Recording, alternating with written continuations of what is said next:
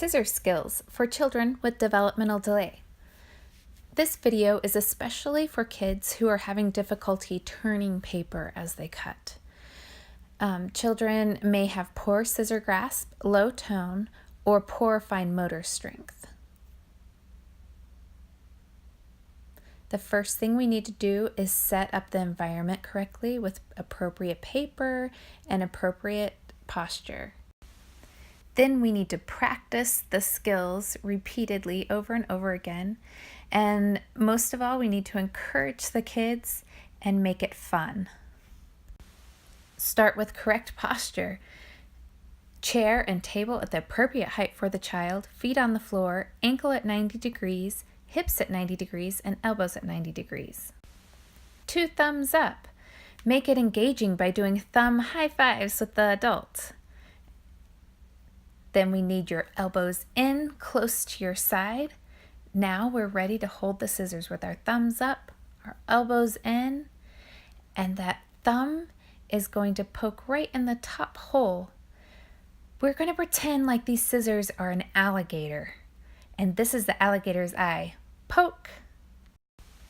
Bottom fingers slide under in the larger opening, and now you have thumb on top, fingers down below. You're ready to open and close the scissors.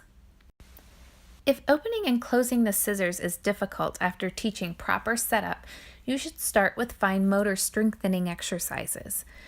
Practice good grasp and strengthen hands by snipping different textures. You could use Play-Doh, progress to Theraputty, paper strips, progressing to foam strips, and straws. Things to keep in mind. Remember, cutting skills happen in stages. Start with where your child is at and then build on that. After teaching correct scissor grasp and snipping first, then you can progress to cutting through a sheet of paper. After that, begin cutting shapes, but only when the child is ready. One of the most difficult things to master while cutting shapes is turning the paper. This is a good paper setup for turning paper for a right-handed cutter. Helping thumb holds paper on number 1. When paper needs to be turned, thumb slides to number 2 and then number 3. This is what it would look like for a left-handed cutter. They would be holding it with their right hand. To make it more fun and engaging, the scissors will be our alligator, and we can draw a little fish for the alligator to chomp, chomp, chomp through each fish and eat the little fishies as they go. We want to set up the child for success by making it fun and making it attainable. So have the paper be the correct size for the child and the scissors be the correct size.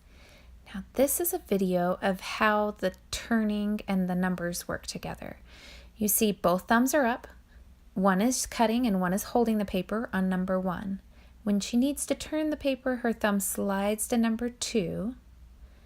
And then she can cut right on the line, and as she needs to turn the paper again, her thumb slides to number 3. It would be the same thing with the left-handed cutter. The numbers would just be in opposite order. Voila! There you have it. Remember, we want to make this fun, so reward the child with a preferred activity such as building with blocks or forms, or you can give them goldfish after the alligator cuts through all those fish. Just make sure that you give a lot of reward and encouragement, even if it's not perfect. You want to meet the kid at where they're at already. And if it's fun and engaging, they'll want to do it more and more.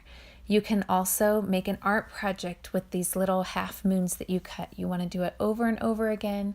They could be petals to a flower in an art project, or anything that you can think of. A large fish with a bunch of scales, just so you can practice over and over again. Happy cutting!